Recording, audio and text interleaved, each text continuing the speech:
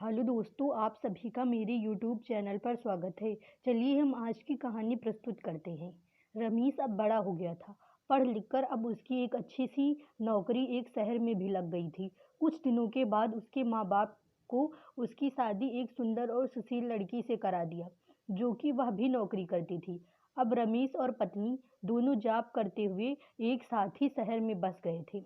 कुछ दिनों के पश्चात रमेश के पिताजी भी अब इस दुनिया को छोड़कर चले गए, जिसके बाद उसकी माँ एकदम सी अकेली हो गई थी।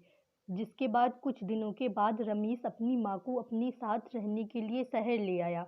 जिसके बाद शहर में आकर रमेश की माँ खुद को एकदम अकेले पाती थी। इस तरह उन्हें भी अच्छा नहीं लगता था, लेकिन एक माँ अपने बेटे की हमेशा खुशी ही चाहती है। सो धीरे धीरे वह शहर में रहना भी सीख गई थी। लेकिन रमेश और उसकी पत्नी हमेशा अपनी माँ को समझाते रहते थे कि ऐसा मत करो, ये मत करो, वो मत करो। मतलब कि वे अपने आगे माँ को गाँव की एक तरह से गँवार ही समझते थे। लेकिन माँ का दिल तो हमेशा से अपने बच्चों के लिए बड़ा ही होता है। सो वे सभी बातें चुपचाप सुनकर हाँ में हाँ मिलाकर रह जाती थी। एक दिन की बात है, सुबह रमेश की पत्नी को ऑफिस जल्दी जाना था। सो वह सब कुछ जल्दी से तैयार करके रमेश का खाना पैक करके ऑफिस चली गई। फिर इसके बाद रमेश भी जल्दी जल्दी तैयार होकर ऑफिस निकल गया था। फिर कुछ समय बाद रमेश की माँ ने देखा कि उसका बेटा तो खाने का लंच बॉक्स तो घर पर ही भूल गया है। तो माँ ने बिना देर करते हुए फटाफट ऑफिस पहुंच गई और पास में एक कुर्सी पर बैठ गई, क्योंकि कंपनी में बाहर के व्यक्तियों को अंदर जाने के लिए मना था। फिर बेटे को दिक्कत ना हो इसलिए फ़ोन ना करके मैसेज किया, लेकिन रमेश अपने काम में बिजी था। सो माँ के मैसेज पर ज़्यादा ध्यान न दिया। लेकिन उसकी माँ बाहर कब से उसका इंतज़ार कर रही थी। इस तरह कई घंटे बीत गए और इस बीच कई मैसेज भी किया, लेकिन रमेश का कोई उत्तर नहीं आ रहा था। इस तरह रमेश की माँ को चिंता होने लगी थी। लेकिन रमेश अपनी माँ के कई मैसेज आने के बाद वह अंदर ही अंदर खूब गुस्सा होने लगा था। आज तो उसने तय कर लिया था कि आज घर जाकर माँ को खूब अच्छी तरह से समझा देगा कि यह उसका गांव नहीं है जो कुछ भी मनमानी करती रहेंगी।